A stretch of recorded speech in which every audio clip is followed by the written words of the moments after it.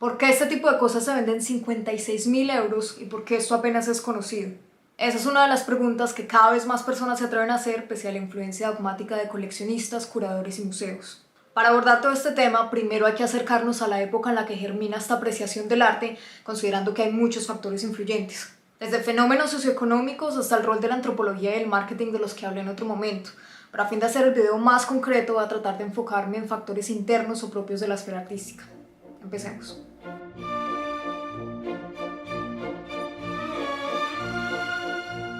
A inicios del siglo XX, la escena artística de países como Estados Unidos, Londres y Francia empieza a experimentar nuevas luces y sombras con lo que hoy llamamos arte contemporáneo. Entre las nuevas posibilidades está la libertad temática y creativa que muchos artistas encontraron al abandonar o incluso ridiculizar los convencionalismos artísticos. Aparece entonces un Marcel Duchamp con La Fuente en 1917, encarnando el aire satírico e irreverente al que la sociedad de la época se sintió atraída de una u otra forma. Recordemos que el siglo XX estuvo marcado por guerras, inestabilidad política, avances tecnológicos, la cimentación de las industrias del entretenimiento y la Gran Depresión del 29. Es decir, que a nivel social se respiraba un aire de cambio acelerado, pero también de cansancio y tensión colectiva. Entonces no es de sorprender que muchos artistas quisieran alejarse del corsé de la academia con el que antes se había abordado el proceso creativo. Y es ahí cuando de la mano de la industrialización y masificación del ámbito cultural aparecen manifestaciones como el arte pop, donde reinan los objetos de consumo, la multiplicación de los mismos y la ausencia de expresividad o emotividad alguna, acercándose al universo y lenguaje del marketing. Asimismo, se hace popular el arte encontrado al que pertenece el urinario de Duchamp, en el que cualquier objeto puede ser arte. Y es que en el modelo artístico contemporáneo el autor puede prescindir de su habilidad manual y técnica por completo, porque la intención conceptual, resignificativa o reinterpretativa se convierte en la cualidad central del quehacer artístico.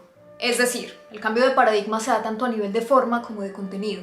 A nivel de forma, el proceso de creación de la pieza pasa a segundo plano para acudir a objetos cotidianos que pueden ser modificados o no, o a piezas que requieren poca o ninguna acción creativa. Y a nivel de contenido, la idea o intención conceptual eclipsa todo lo demás, aunque no hayan rastros de la misma más allá del título o descripción textual de la obra. Y aquí quiero aclarar que no se trata de decir que solo X o Y movimientos o técnicas puedan ser considerados como verdadero arte.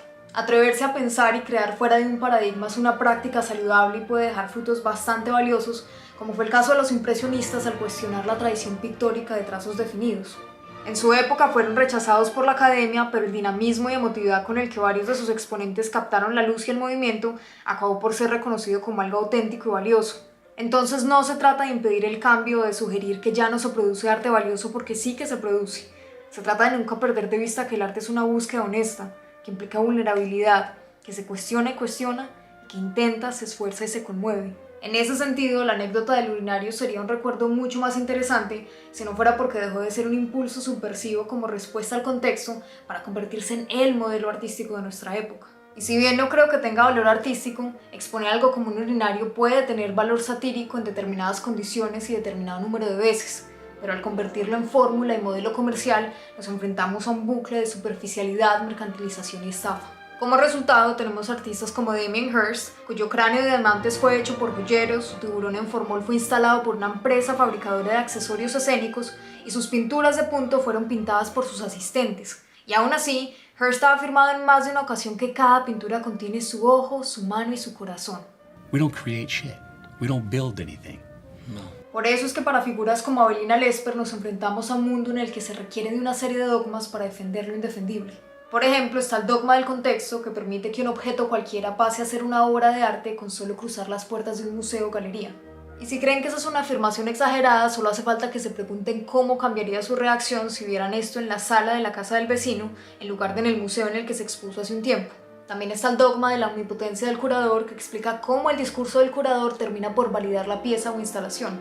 Cuando uno entra a un museo y ve un texto como este al lado de algo como esto, ese es el poder del curador.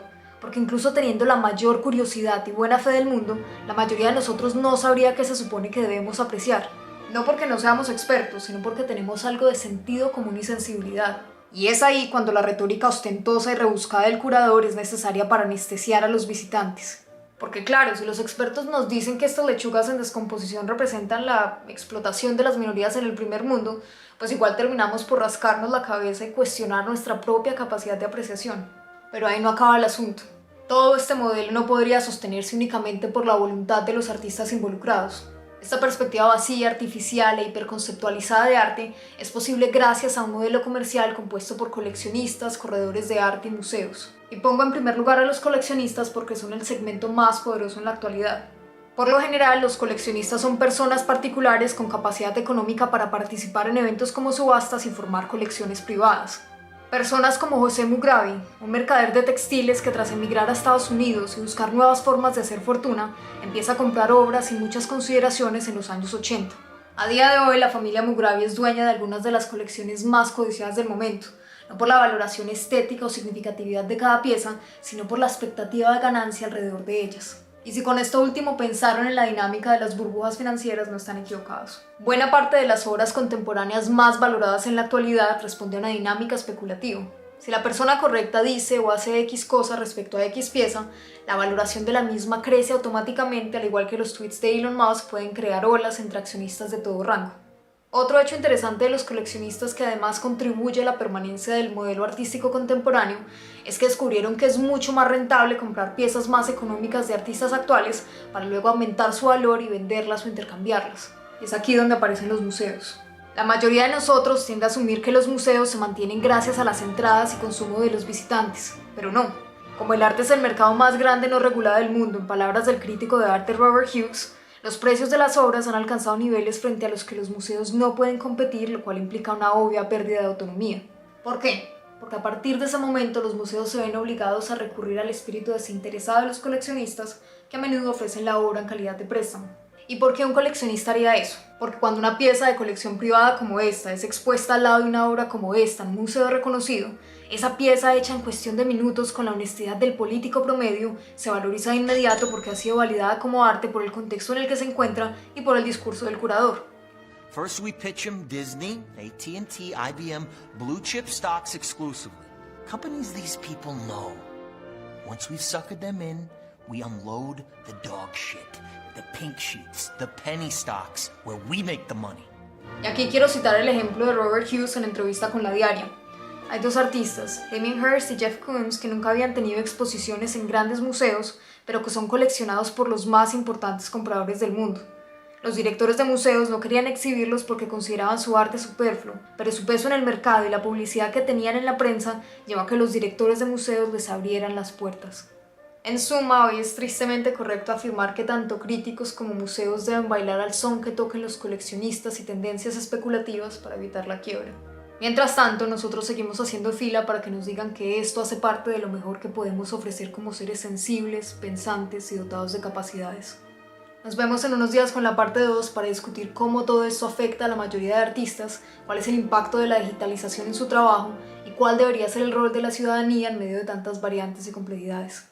Un abrazo.